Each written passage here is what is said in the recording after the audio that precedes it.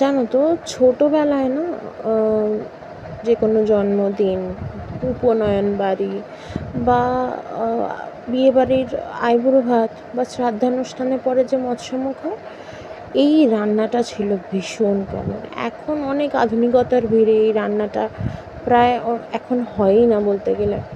কলকাতার দিকে তো প্রায় হয়ই না, খুব কম হয়। সেটা হচ্ছে আলু পটল চিংড়ি। আমার খুব পছন্দের একটা রান্না, যদিও চিংড়ি মাছ যেখানেই পড়ে সেই রান্নার টেস্টই আলাদা হয়ে যায়, কিন্তু আমি প্রচণ্ড ভালোবাসি খেতে। তো বিয়েবাড়ির স্টাইলে তো আর নিত্য নৈমিত্তিক খাওয়া যায় না, আমি যেভাবে রান্না করেছি সেটা তোমাদের সঙ্গে শেয়ার করি। তো প্রথমেই আমি চিংড়ি মাছগুলোকে ভালো করে ভেজে নিচ্ছিলাম। ভেজে নেওয়ার পরে আলু পটলটাকে আমি তেলের মধ্যে হালকা ভেজে নিয়েছিলাম, চাপা দিয়ে দিয়েছিলাম যাতে মোটামুটি 40-45% মতো সেদ্ধ হয়ে যায়। তো আমি দেখলাম মোটামুটি অনেকটাই সেদ্ধ হয়ে গেছে। তো তারপরে ঢাকনা খুলে আমি ওর মধ্যে বেসিক মশলা যা যা হয়, যেমন হলুদ গুঁড়ো, জিরে গুঁড়ো, লঙ্কা গুঁড়ো আর কাশ্মীরি লাল মির্চ আর নুন, হ্যাঁ, দেওয়ার পরে আর অবভিয়াসলি যেটা আমি মিস করি না দিতে, সেটা হচ্ছে চিনি।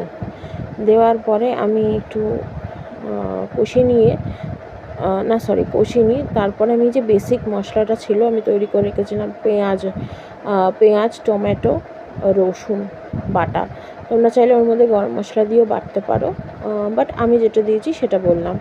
পেঁয়াজ, টমেটো আর রসুন বাটা দিয়ে যতক্ষণ না পর্যন্ত তেল রিলিজ করবে, মোটামুটি একটা তেল রিলিজ করবে, ততক্ষণ আমি কষিয়ে যাব। কারণ আমি খুব একটা তেলে রান্না করি না বা দিইও নি। এই যে দেখো কালারটা কি সুন্দর একটা কালার এসছে, আর বিশ্বাস করবে না এত সুন্দর একটা স্মেল বেরোয় না চিংড়ি মাছের জন্য। আমার তো খুব বেস্ট লাগে এই তরকারিটা। তো তারপরে আমি চিংড়ি মাছগুলো দিয়ে দিয়েছিলাম। চিংড়ি মাছগুলো দিয়ে আমি ভালো করে কষছিলাম যতক্ষণ না পর্যন্ত মানে কালারটা একটু কালচে হয়ে যায়।